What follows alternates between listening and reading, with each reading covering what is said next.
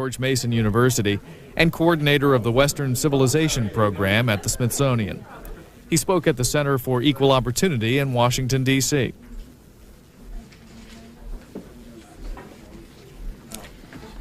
Good morning. I'd like to welcome all of you to the Center for Equal Opportunity's regular ongoing series of book luncheons, and we are very privileged today to have with us Arthur Herman, who is the author of The Idea of Decline in Western History.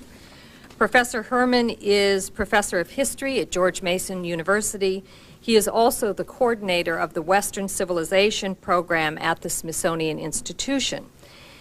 And we are particularly pleased to have Professor Herman here today to talk about his book, The Idea of Decline in Western History. There have been, as all of you know, many books written over the years about the decline of Western civilization. It is, in fact, an ongoing theme in critiques of history and in a series of books that have been popular, particularly within the last few years. Paul Kennedy's book, even Judge Bork's book, Slouching Toward Gomorrah, which has dealt with the idea of decline in the West and in the United States in particular. But Professor Herman's book is not, technically speaking, a book about the decline of the West. It is rather an intellectual history about the idea of decline in the West, which I think is a very important and subtle distinction. And I'd like to read just a paragraph which I think sums up very well the thesis of Professor Herman's book, and it is from his introduction. Some people talk about the decline of civilization. Others live it. This is a book about the origins and diffusions of an intellectual tradition, the idea of the decline of the West. We will see how it formed the dark underside of modern European thought in the 19th century and how it became arguably the single most dominant and influential theme in culture and politics in the 20th century. Not only has it affected people's lives in unexpected and startling ways, which we will examine in some detail, but it may also be inseparable from the idea of civilization itself. Professor Herman's book has met with much critical acclaim, and I'd like to just read a few of the things that have been said about it, including one statement by Gertrude Himmelfarb, who is an eminent historian herself and who happens to be with us today. And she described the book as powerful and persuasive. Publishers Weekly described the book in this way: Herman takes us through these heady thoughts with great panache and erudition, a brisk and cordial guide to the slough of despond. Fred Siegel, writing in the Weekly Standard, said his book should trigger a long overdue scholarly debate. And the Los Angeles Times said it deserves a significant audience, and we are very happy today to help provide some of that audience. And Professor Herman will speak for about 20 minutes, and then we will have questions and answers. Thank you.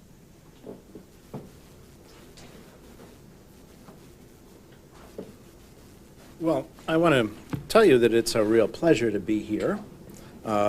This is a wonderful venue for me, and it's one that I would have picked for myself, even if Linda hadn't invited me to come out here, because I think a lot of the issues that I talk about in the book are of interest to the ongoing conversation that does take place here at the Center for Economic Opportunity and those kinds of things. And I think that the book has a certain kind of impact on that. Plus the fact that I don't ever really turn down an invitation to talk about my own book. So that plays its part in this decision as well. What I thought I would do is just talk briefly about what I wanted to do with the book, which is also a way to kind of summarize the major issues that inform the whole discussion there.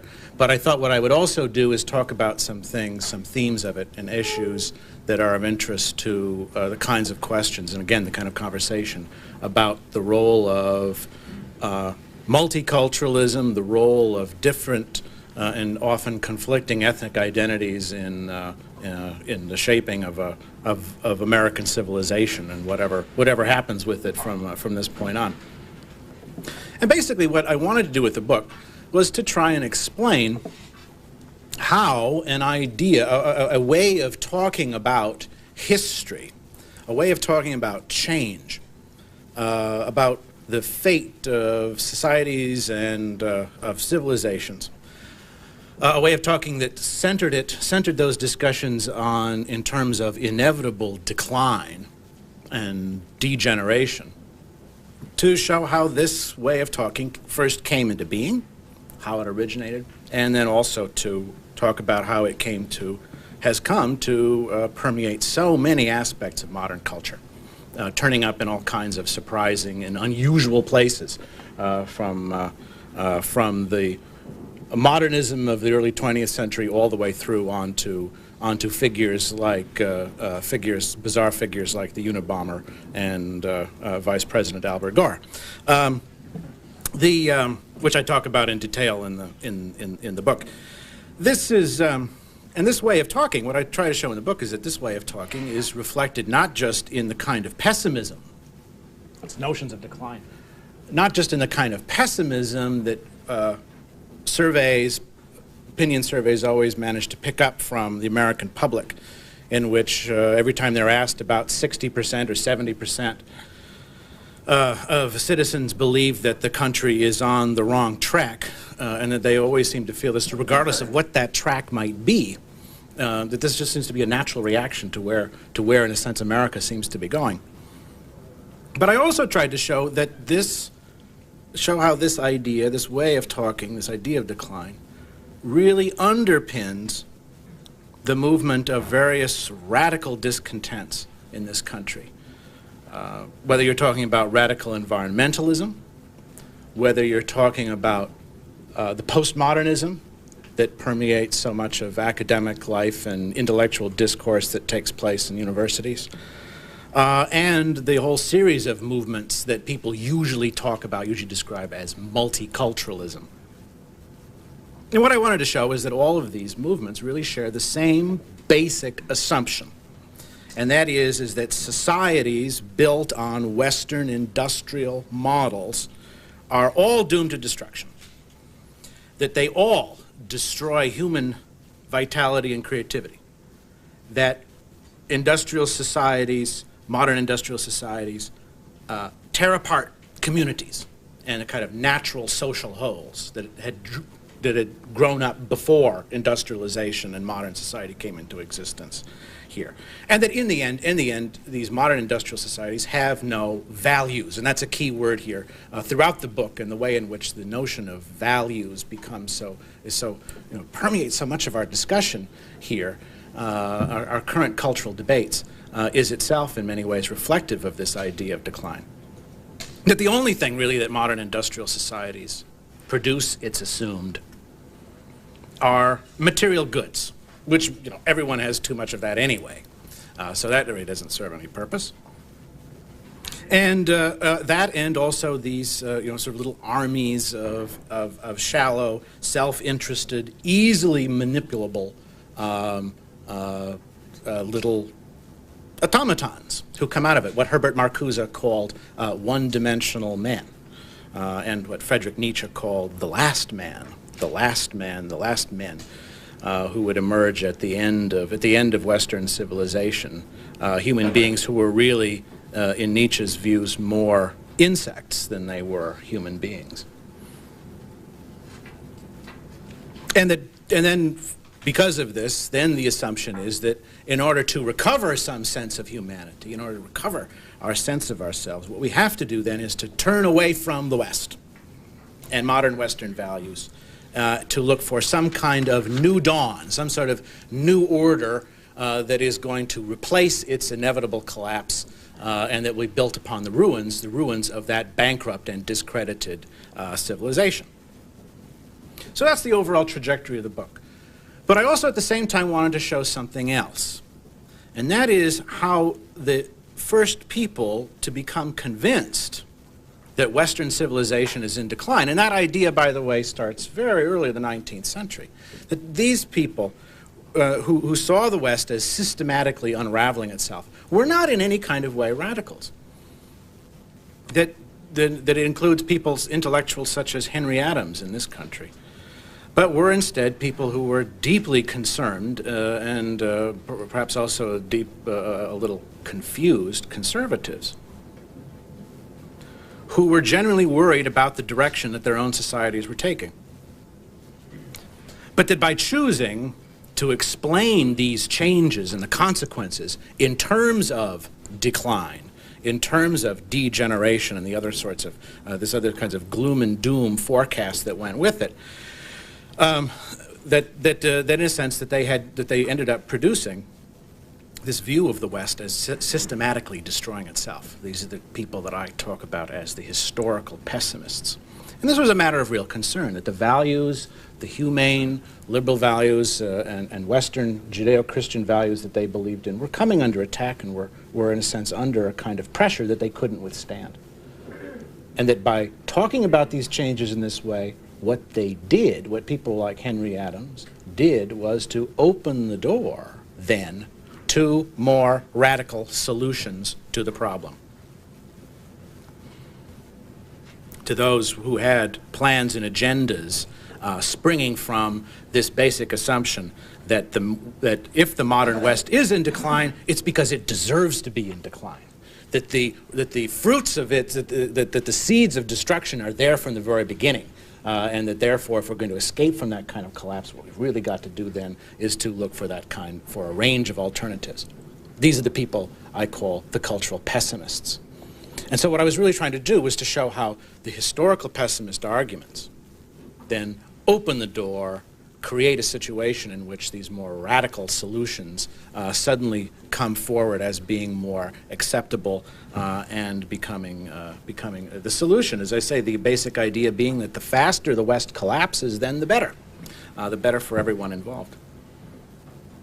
So this opened the way. The historical pessimism opened the way first to racist doctrines and themes, which argued that the only way then to save civilization was through a radical racial purity, that the process of civilization itself was creating a society of racial mixtures and cultural degradation, and that only by protecting the original white Aryan race and its virtues from that kind of pollution, this is the only way in which the West was going to survive.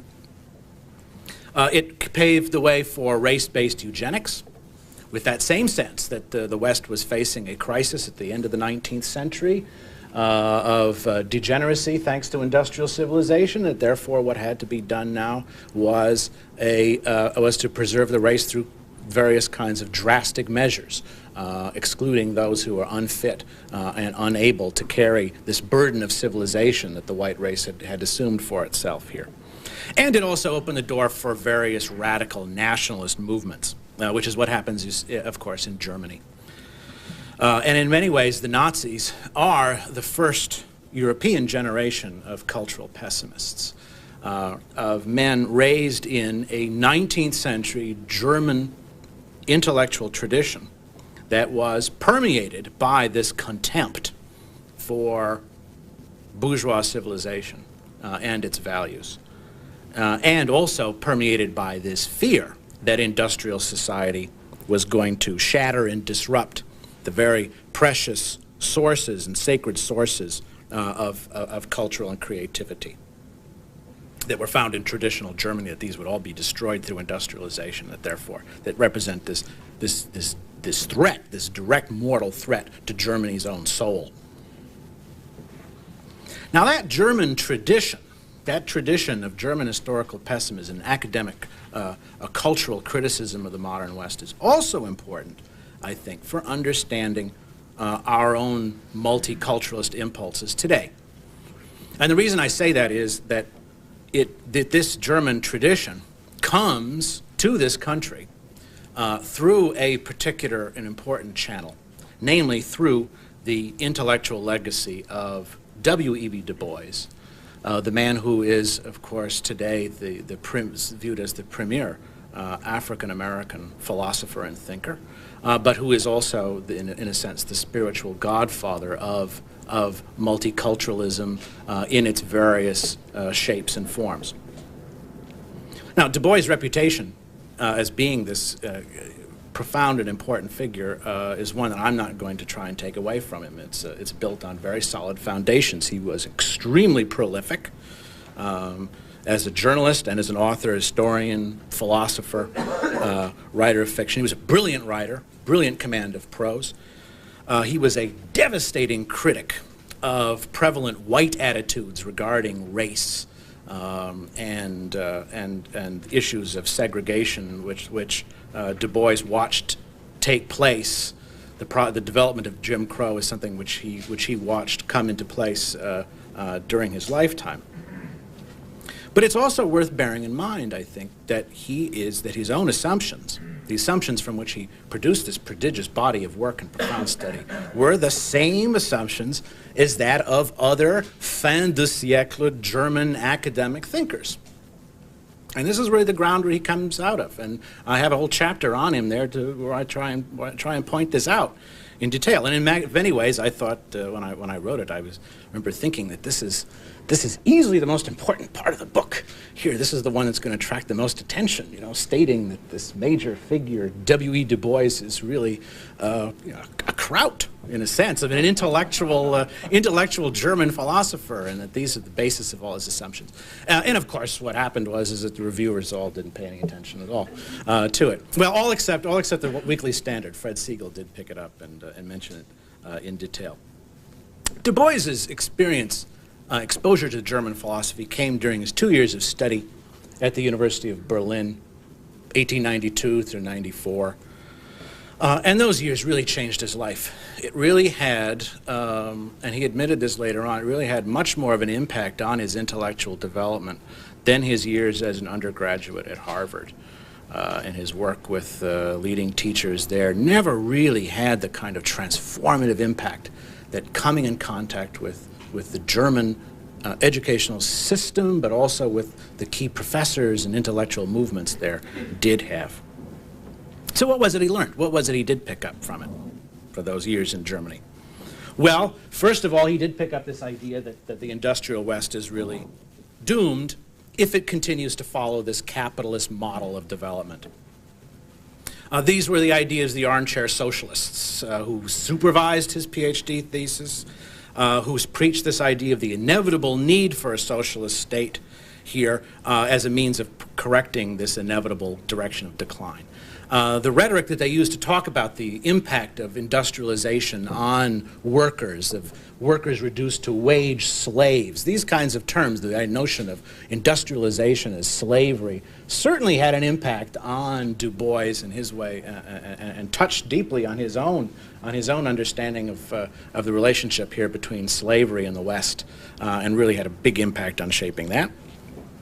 But also at the same time, the other point that he picked up was that industrial societies, like America, sapped away the energy and vitality of the people and culture that were part of it. And here, this German dichotomy that was so important in the 19th century between soul-destroying civilization, or Zivilisation, versus this soul-restoring culture, or Kultur. This permeates all of Du Bois's work, and it becomes a key distinction and dichotomy in his own mind for understanding the role that African Americans are going to come to play in American society as well. Here, that in a sense, that black men and women in America find themselves in the same position and are going to be talked about by Du Bois in the same way as these philosophers talked about German peasants. That in a sense they had the same virtues of German peasants were those of the virtues of blacks who arrived here in America. This kind of inner creativity, a kind of natural vitality, which their situation in America in living in this kind of oppressive culture and civilization takes away and saps away. And then again, that this is again a distinct from, although a process which was a part and parcel of slavery, but it is also something which the end of slavery and emancipation does not end. That process of soul-destroying civilization grinds on, whether free or slave. And of course, Du Bois' term for this kind of natural creativity and natural vitality, soul, you see, arises also from this German context. German cultural critics had been using that term, soul, Seele, for a long time, long before Du Bois appeared on the scene. And again, it was the idea of soul was to be understood, this natural vitality of soul was to be understood in racial terms. That in fact, each race had its own little bundle of vitality here, which in the case of blacks was still uncontaminated by contact with, you see, this destructive civilization, the Western capitalism, and all of the kinds of institutions that it creates.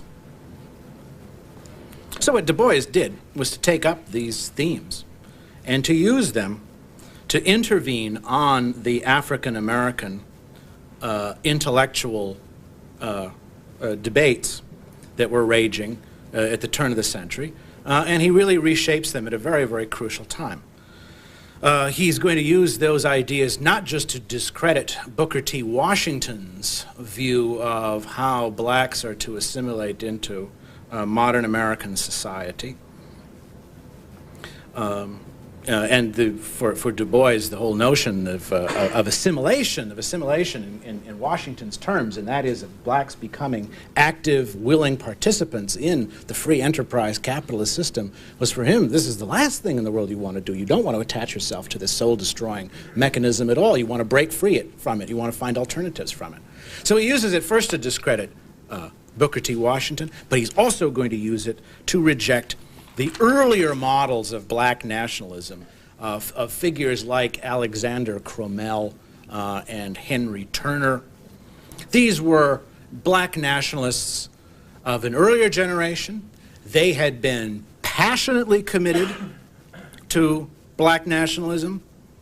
They were passionately committed to a sense of racial pride, but they had also insisted that if blacks were going to change their status in the world, that they also needed to acknowledge the values of white civilization and its institutions, science, technology, capitalism, and of course also the values of Christianity and the Judeo-Christian tradition. Both Crummell and Turner were bishops in the Methodist Episcopalian Church, and for them, white civilization also necessarily included this Christian framework as well. So what Du Bois is going to do is reject all of that and overturn it. And it's interesting to speculate, I think, how the history of black nationalism would have been different if it had not turned its back at on this, what historians call the civilizationists' thesis, this idea that assimilation includes a kind of assimilation in a cultural and in a value sense, as well as one of in terms of political and social mobility, that it also has to involve this embrace of a larger cultural mobility. But Du Bois makes sure, and the growth of his influence makes sure, that that does not happen. Because Du Bois was convinced that the West and the industrial colonial empires that had clustered around it were now finished. And in many ways, his view about the West here is very much akin to Oswald Spengler's. The overlap between Spengler's Decline of the West and Du Bois' writings on these same themes is really remarkable, and they really do fit together very well. Instead, what Du Bois saw in the future was the rise of what he called the darker nations to global power. First, in the case of the yellow races, and we have to remember that Du Bois was writing at a time when Japan was emerging as a major player in colonial conflicts and on the world stage at the turn of the century. But then after the yellow races had risen to power, then it would be black Africa's turn. And Du Bois's notion, this famous phrase that that we live in the age of the color line, What we have to realize is that for Du Bois, this was a color line, the balance of power along which was now about to shift in his mind. But these empires of the dark nations, would all be based upon, again, this racial vitalist model in which technology, material wealth are tools to be used by a racial elite as a means by which to gain the levers of power and to direct them here. And these empires also would draw upon this element of the Marxist model.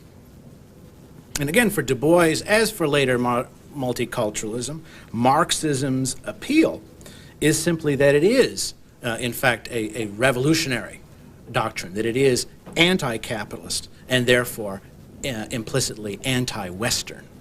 That the use that Marxism is going to play in this kind of development is as a kind of anti-model to this larger industrial Western cultural and economic complex. And it's really kind of interesting to see how the rise of radical racial movements beginning in the 60s follow also the rise of Du Bois's reputation as he moves from a period of time which he was really in the shadows, which was the 40s and 50s, and suddenly becomes the great model and the intellectual mentor for a whole generation of black radicals, starting first with the Black Power and figures like Malcolm X, then with the development of African American studies and Afrocentrism, and now being treated today as a kind of spokesman for a black Atlantic consciousness. Being put in these kinds of larger postmodern terms as someone who comes up with a new alternative vision for individuals and community as well as culture. That really, in the end, Du Bois is the intellectual godfather for all these movements, which celebrate the essential vitalism of the person of color. And again, I want to point out the link again to this sort of German view of the role of Kultur, of natural vitality here, which Western society takes down, destroys, and undermines in these ways. And of course, these kinds of movements, this movement of racial vitality includes not just movements in radical black politics, but we also see it in movements like La Raza, for example, as a perfectly good example. And in fact, their vision of a kind of southwestern Hispanic empire stretching out has enormous affinities and very similar and couched in very similar terms to the way in which people like Marcus Garvey talked about a black empire in Africa. And in fact, Marcus Garvey is really a good example of how Du Bois's influence works in this story, because on the one hand, Garvey had this strong emphasis on the Back to Africa movement of blacks actually physically returning to Africa, which Du Bois, by about 1910, had really abandoned as being unrealistic. Garvey also preached very much the need for intellectual and economic advancement, which a theme, by the way, which Louis Farrakhan has now picked up and has made as central to him, and is one of the reasons why very often he's treated as a sort of sympathetic figure in certain regards, certain aspects of his ideas being treated sympathetically here. But again, it's important to point out that this notion of economic advancement for blacks was seen as a way not to make black people rich, but to make them powerful. That wealth is, again, seen simply as a lever for power, not for individual advancement, not for individual enrichment and pursuit of individual happiness, but as a means to gain political power in this way. And for Garvey, that means to power was to destroy white supremacy, to shatter the bonds of white supremacy, and instead to create this master black race. As he said, a grand racial hierarchy and an empire on which, he said, the sun will never set. again, drawing upon those kinds of imperialist models here in order to project a future for the darker races. Well, that kind of overblown rhetoric is no longer so present now in the multiculturalist debate. People don't talk about creating grand racial hierarchies, although it survives, of course, in people like Farrakhan and some of the Afrocentrists. But this whole way of seeing history and seeing American society in terms of group histories, in terms of group identities here, all reflect that Du Boisian legacy, and again also reflect that German legacy here. That what we're dealing with when we confront these kinds of issues in the multiculturalist debate are essentially 19th century ways of talking about society and race.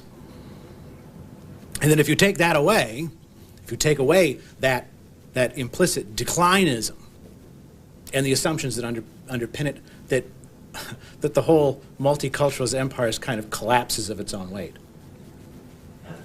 And I think in many ways this is the last point I want to make, and it's an important one, and that is that the goals of multiculturalism, of radical multiculturalism, again have nothing to do with questions of assimilation here or inclusion, because it views from the very beginning, it views Western society as corrupt, as soul-destroying, and all of its mechanisms as agents of this kind of corrupting power.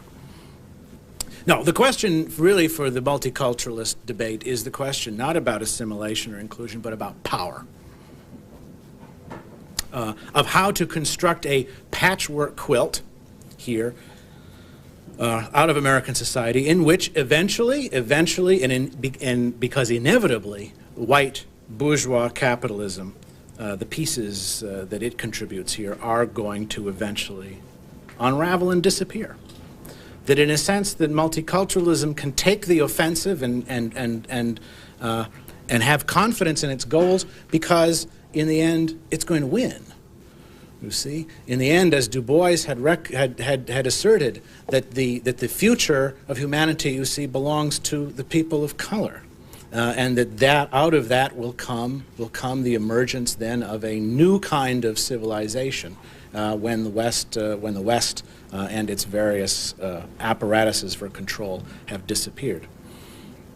So the issue of assimilation and the question of how those kinds of issues will finally be resolved, I think, in the end has to come down to a really close debate and a critical analysis of precisely those kinds of assumptions that underpin it and that drive forward its forces in this kind of ongoing debate.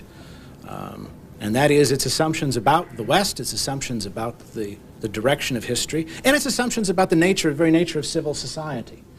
That the virtues that civil society, that modern industrial society can create, its social mobility, for example, and geographic mobility, its ability to generate large amounts of material affluence, its ability to empower individuals, to enjoy freedom of all sorts in various new and unexpected ways, and that notion of freedom has itself a fundamental moral value.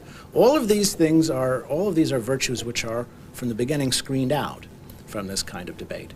And the notion, the idea of a theory of history which could incorporate those virtues while at the same time recognizing its shortcomings, may be a way not just to enable Americans to regain a sense of confidence about the future, but it may also be a way to gain a new angle and a new direction on this larger multiculturalist debate that's going on now. Well, thank you very much.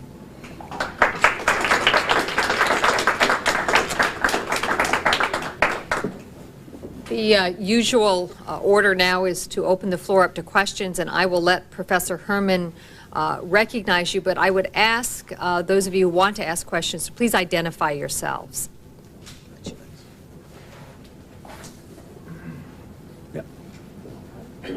Gertrude Hempel for You spoke this afternoon on a much greater length in your book about various thinkers who were inspired by Marx. Marcuse in the Frankfurt School, this afternoon Du Bois, and so on. I found it curious that you had no chapter in your book on Marx. And I think had you had such a chapter, had you focused more directly, more explicitly, and at greater length on Marx, I think you might have had to modify your opening remarks today, and also a theme that goes through the book, that the animus of all of these thinkers, these, what are we calling them, declinists or declinists or whatever, their animus is against modern industrial society. And I think you would then have to say that, yes, to be sure, that's true of some of them. But for a great many others, and I think particularly for the moderns, the animus is against modern industrial capitalist society. And it's capitalism that's crucial in the case of Marx, for example, who did not propose to transcend industrialism. And I wondered why you did not, in fact, have that. Why you didn't have that chapter on Marx. Well, you know, that's an excellent question, and it's one that runs through my mind, not just now, but from time to time, and it's an issue which, in the end, was, I think, also an intellectual one, and that was that that for me, the question about Marx really belongs as a theorist to the school of historical progressives and the prophets of progress that I talk about in the introduction of the book. And I mention Marx and talk about his theories there. And it's precisely, I think, because he did see the end of capitalism as creating not something that was non-Western or that would reject the kinds of values of industrial society and the transformations that had taken place, but that would in a sense transcend them, raise them to another level, and enable large numbers of other people to enjoy who could not, he believed, could not enjoy them under the existing capitalist status quo. And that in the end, I think Marx does belong to this, and does come in a kind of odd way, to the end of this sort of liberal humanist tradition. It permeates his own views about many of these kinds of issues here. And as we know, there is a Marxist humanist tradition that does kind of emerge out of that Marxist point of view here. Now, Marx is going to become an important tool, I think, for those who want to talk about capitalist society as declining, as degenerating. He provides fuel for the argument. And in a way, he also creates a kind of larger apocalyptic framework for this, that the end of capitalist civilization is itself inevitable. There's a kind of inevitability to these historical processes, that a new order will necessarily arise from what happens after that collapse takes place. And of course, he also shares this other ingredient with the kinds of cultural pessimists that I have talked about here, and that is his tendency to see human beings caught in these processes as being, in a sense, essentially sort of helpless pawns in what takes place. That history is a process that goes on regardless of how individuals play their parts and how they see these kinds of events taking place. That the cultural pessimists, and like the Marxist, sees history as something that's done to people, as opposed to seeing history as something in which individuals act on the world on the basis of their assumptions and beliefs. And that basic historical assumption is one, I think, that builds a strong bridge between those two kinds of movements. What you say suggests how very interesting such a chapter would be, because it tells us how very ambiguous Marx's legacy has been. Oh, very much so, yeah. I mean, the Marxist legacy. On the one hand, he is, as you say, right there in that Enlightenment progressivist tradition, indeed in a very utopian tradition. But that utopianism means that he has to transcend, in a sense, the Western civilization as we have known it. And he has finally to create a new kind of man, which brings us right into all of these other declinists. Into the kind of Marxist-Leninist yes, and into an anti-Western civilization tradition. I think it would have made for a very powerful chapter in the book.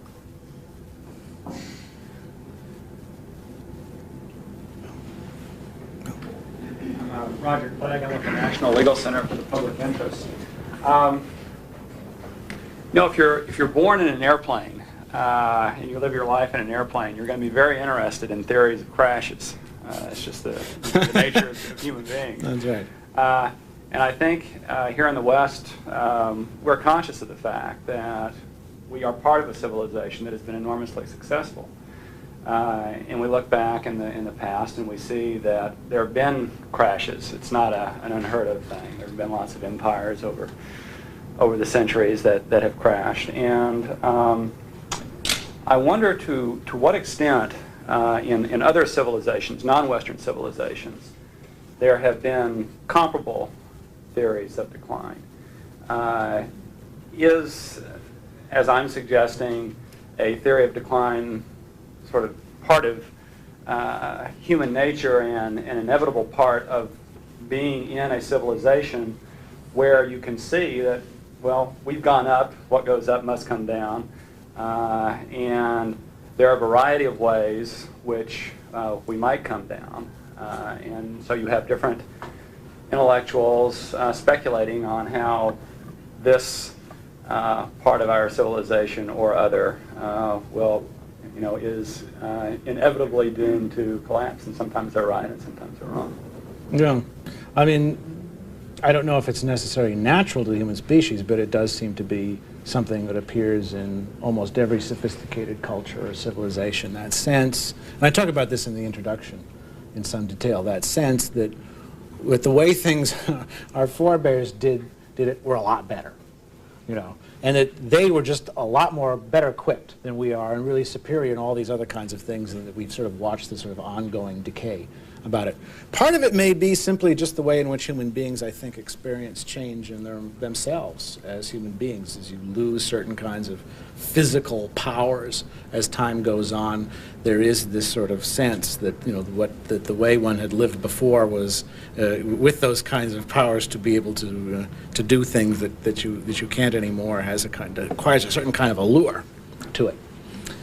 And that this becomes sort of transferred in talking about the ways in which we understand how groups work and interact, societies, nations, empires, and then projected onto the sort of grander scheme of civilizations as somehow a link that's established by historical tradition that ties generations over hundreds of years, even a millennia or more. And of course, that's a permanent part of the West as well. Western ideas, from the ancients through the Middle Ages to the Reformation, the whole notion of the apocalyptic vision of the end of the world, all of these kinds of things reflect similar declinist kinds of ideas here. And in some cases generate a sense of that kind of apathy and resignation that goes with it. I think the difference, though, that comes with the 18th century and really with the Enlightenment, and the Enlightenment is the starting point for my book and it's also the starting point for this sense of ambiguity about decline, the ambiguities that are built into the notion of whether history progresses or declines, is the idea that the ultimate reality to which history and our events in our lives are to be held accountable is in the here and now, in the secular time, and that the realization and the kind of a transformation of our lives for the better that lifts us out from the kind of the sort of veil of tears in which we find ourselves. The idea that kind of lifting out is something that takes place now in the future. This is what the idea of progress brings. Or likewise, that the collapse and the winding down that goes with it is also something that takes place in the here and now, as opposed to something we look for, a transcendent reality, a religious escape and breakthrough to make this kind of transformation. This is the big change that comes in the 19th century. And the rejection, on the one hand, a reaction against the idea of progress. Things aren't getting better, they're getting worse. But also at the same time, this feeling that, yes, things are getting worse, but I have a better idea of what we can do from here, which is how the historical pessimist turns into the cultural pessimist. That I can realize that greater idea in the here and now by the next society we create, whether it's a Marxist utopia or whether it's a racial vitalist vision of the future, or whatever kinds of models are going to be used to explain that.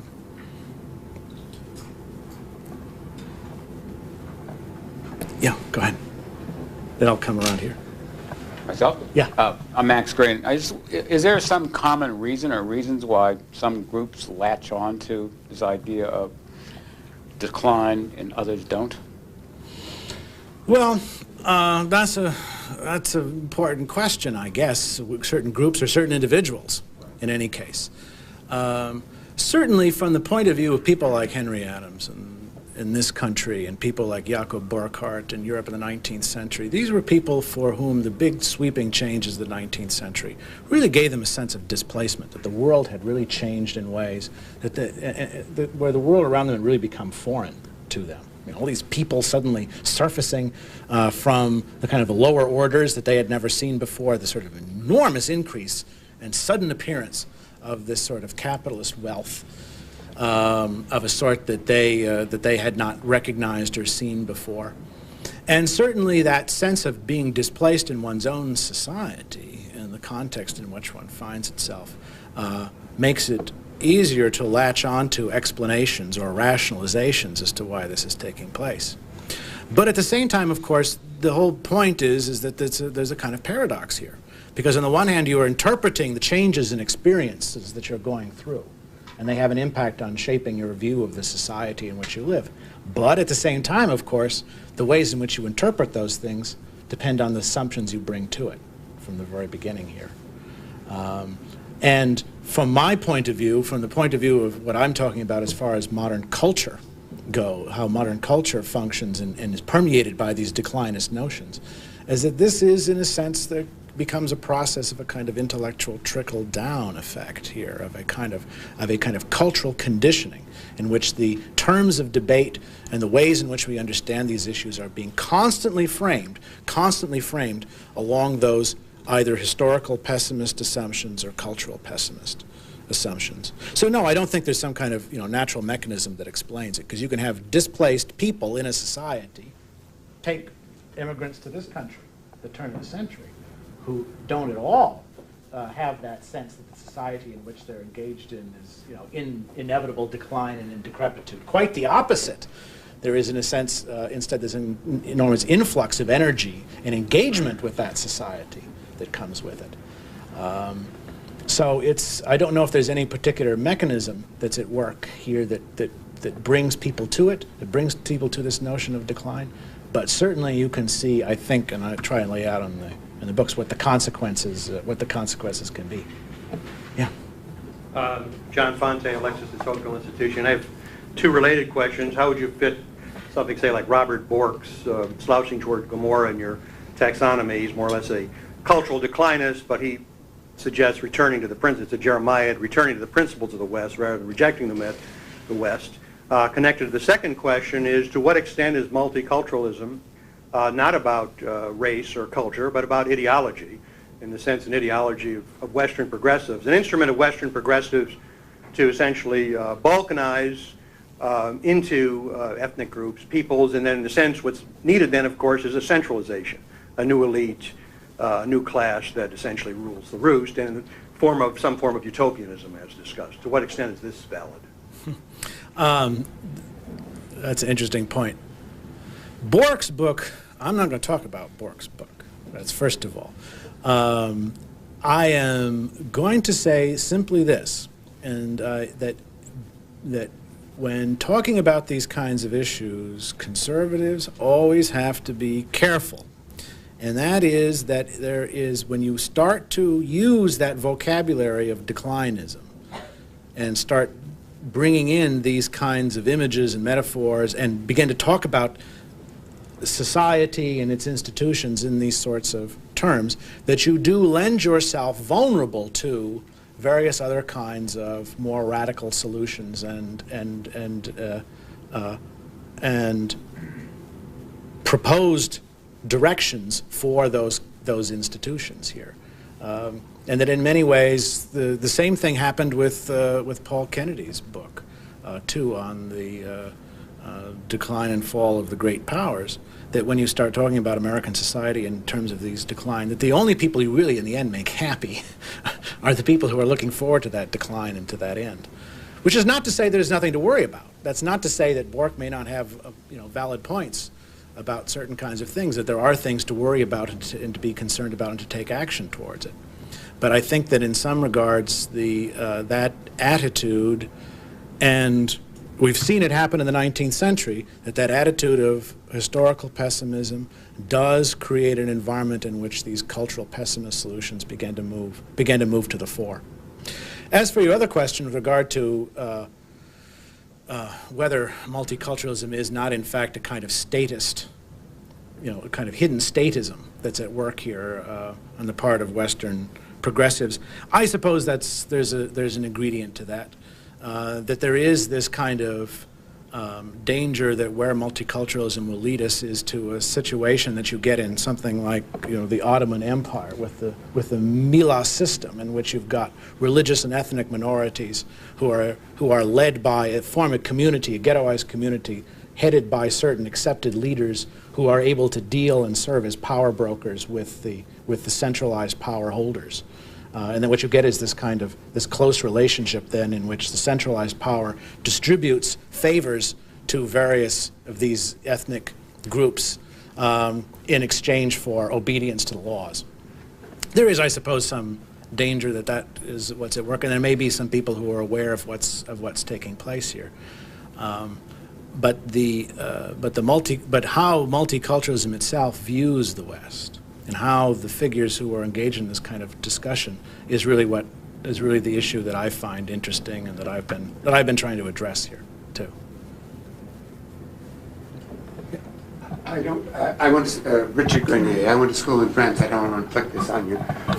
But for people of my generation who studied this sort of subject, Charles Maurras in Action Française is very large and highly interrogative question. I just wonder how you fit him in. Well, Maurras, I think, is someone who, I talk about him very, very briefly in the discussion about the French prophets of doom and the kind of the background to what will happen later on in the 20s and 30s in Paris here. Maurras is a classic declinist. He's a historical pessimist in all these other kinds of ways. And he sows, again, this sort of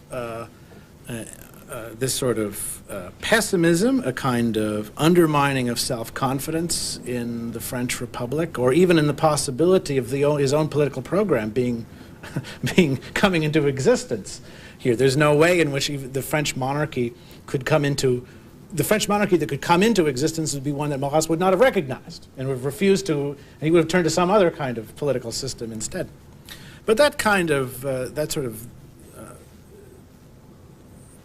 declinist view, that refusal to participate in normal political institutions, such as they existed in France, again played a part in creating an intellectual climate, a climate first among intellectuals on the right, but then later on with intellectuals on the left, that Western bourgeois society is inevitably doomed and is going to have to be overturned, and that in a sense that almost anything that takes its place is going to be better than what we've got.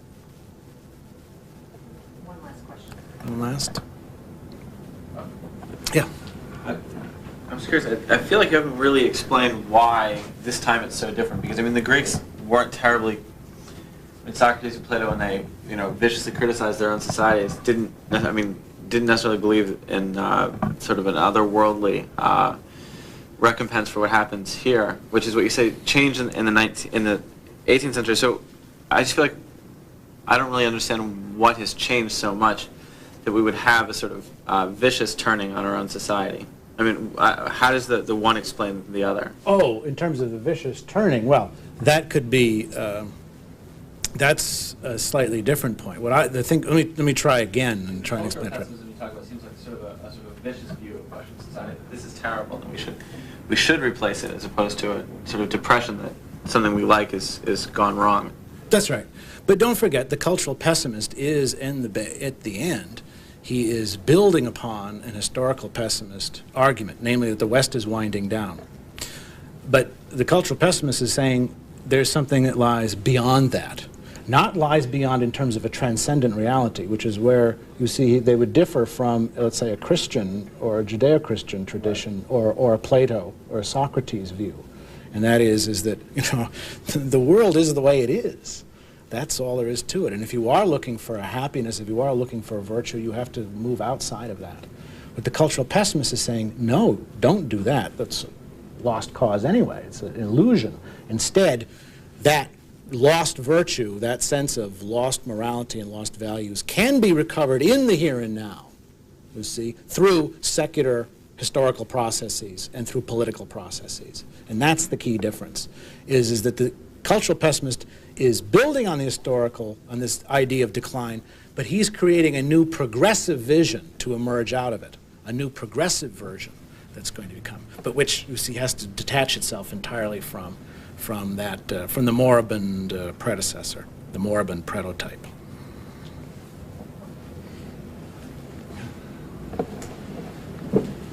Thank you very much. I'd just like to say a few words to Professor Herman about your chapter on multiculturalism, because one of the reasons that we were interested in having you here is the whole way in which multiculturalism has infected not just higher education, which is where we read about it most often and where we see some of its most radical forms, but multiculturalism in public schools in the United States. And notions that were once the purview of intellectuals in ivory towers are now very much the education of most school children in America today. And these ideas of decline, and particularly the way in which multiculturalism plays into the ideas of decline and the profound anti-Americanism that is sometimes found in these programs, I think is something that I know concerns us here at the Center for Equal Opportunity. This whole idea that children must be indoctrinated in the notion of the evils of the West and the failures of Western civilization, and the way in which, although many of the multiculturalists talk about inclusion as their purpose and moving many children from different racial and ethnic backgrounds into the mainstream of America, the actual doctrines that are promoted, the actual materials that are used, the actual models that are put up are often very much in a different direction. And I think your book did an excellent job in that chapter of talking about those themes. So I want to thank you again very much, and thank all of you for coming, and invite you again to our next book luncheon, which, John, we don't have a date yet set, but you'll be getting invitations from us all. Thank you very much.